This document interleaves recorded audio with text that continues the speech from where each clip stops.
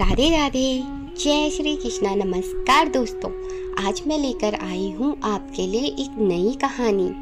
तो चलिए बिना किसी देरी के सुनते हैं एक प्रेरणादायक कहानी।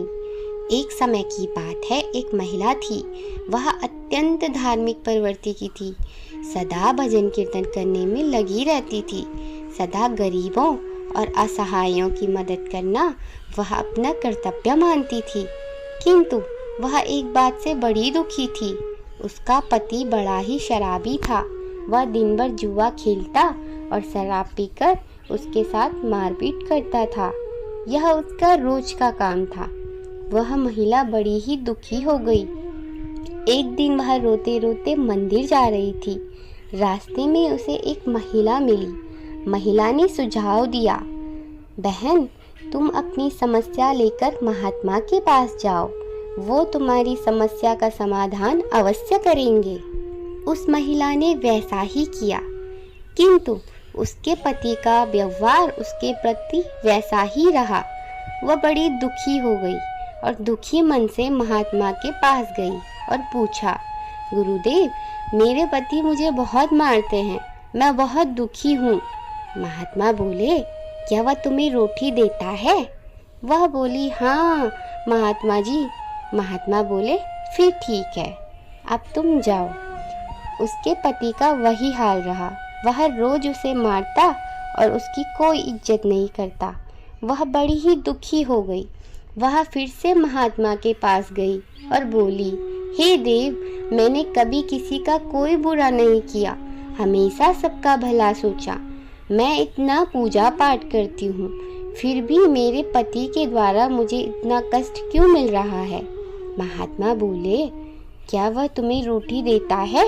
वह बोली, हाँ देव। महात्मा बोले, फिर ठीक है। उससे सटीक उत्तर न मिलने पर वह मायूस होकर चली गई। ऐसे ही पति की मार खाते खाते काफी समय बीत गया और एक दिन तो हद ही हो गई। पति की मार के कारण उसका हाथ ही टूट गया।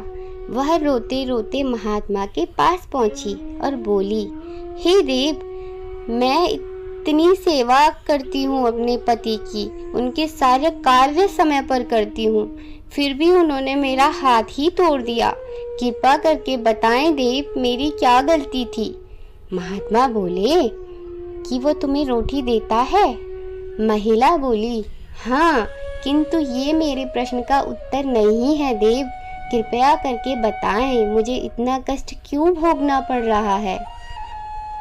देव बोले कि यह तुम्हारे पिछले जन्म के कर्मों का फल है।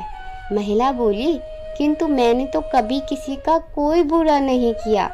देव बोले, पिछले जन्म में तुम्हारा पति तुम्हारा बेटा था और तुम उसकी सौतेली माँ। तुम उसे कई दिनों तक भूखा रखती थी, उसे खाने पीने के लिए कुछ नहीं देती थी।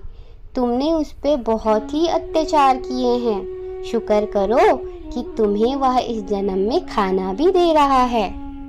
महिला को उसके सारे प्रश्नों के उत्तर मिल गए थे।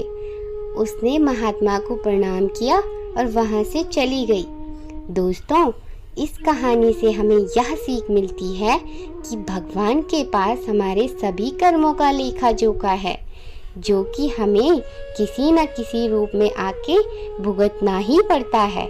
इसलिए सदैव अच्छे कर्म करें। अगर आपको ये प्रेरणादायक कहानी अच्छी लगी हो तो लाइक और सब्सक्राइब करना ना भूलें। धन्यवाद।